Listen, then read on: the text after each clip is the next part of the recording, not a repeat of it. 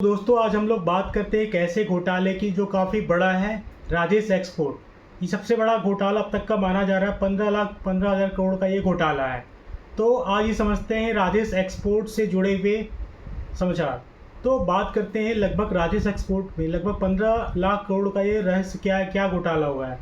तो क्या भारत के शेयर बाजार के इतिहास में वित्तीय में इस तरह की अनियमितता पाई गई है। सेबी ने राजेश एक्सपोर्ट्स पर यह आरोप लगाया है कि उसकी कंपनी ने 24-25 में लगभग 15,15,000 करोड़ का रेवेन्यू को गलत तरीके से बढ़ा चढ़ाकर दिखाया है।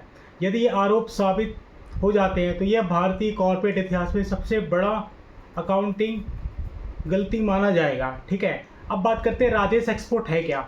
तो राजेश एक्सपोर्ट भारत की एक प्रमुख gold refining and jewellery company है। ठीक है, कंपनी का कारोबार भारत के अलावा अन्य देशों में भी विदेशों में भी फैला हुआ है। इसके जो स्विट्ज़रलैंड, भारत अगर देखा जाए तो सबसे ज़्यादा इंडिया अगर गोल्ड इंपोर्ट करता है तो स्विट्ज़रलैंड से करता है। तो स्विट्ज़रलैंड की जो सहयोगी संस्थान है वलाकुंभी, ठीक है, उसके नाम से भी प्रमुख सामने आए हैं। अब बात करते हैं सेबी ने क्या प्रमुख आरोप लगाया है।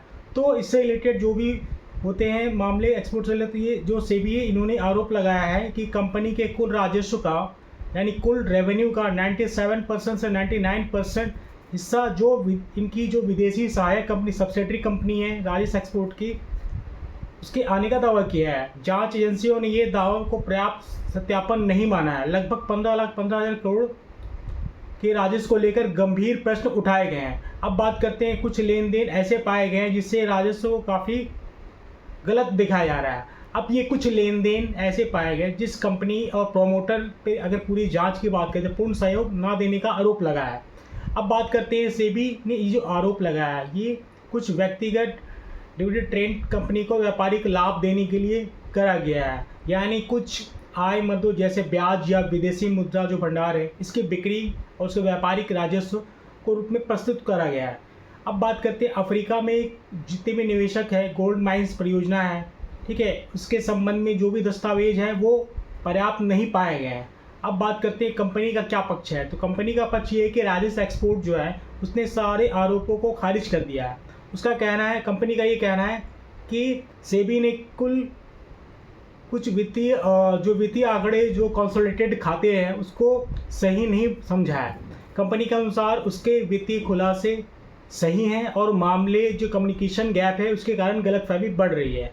अब देखना ये है कि फ़िलहाल यह मामला जांच के चरण में आ चुका है। सेबी ने प्रारंभिक जो भी अपनी रिपोर्ट है प्रस्तुत की है, लेकिन ये अंतिम निर्णय भी नहीं आया है, इसीलिए यह आरोप को अंतिम सत्य नहीं माना जा सकता।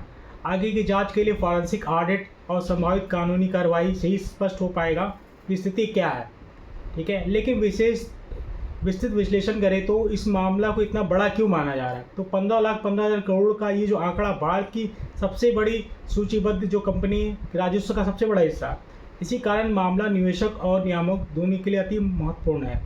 अब बात करते हैं इसका रेड फ्लैग्स क्या है। इसका रेड फ्लैग्स सबसे पहले ये है कि असाधारण रूप से जो रेवेन्यू है वो काफ़ी कम दिखाया जा रहा लाभ, ठीक है ना, एक्चुअल में ज़्यादा दिखा रहा है लेकिन वो लाभ वो कम है। विदेशी सहायक कंपनियाँ पर अत्यधिक निर्भरता और राजस्व सत्यापन में जो कठिनाई आ रही है। लंबे समय से जो बकाया जो रिसीवेबल है फॉरेन कंपनी की, ऑडिट से संबंधित प्रश्न उठ रहे हैं।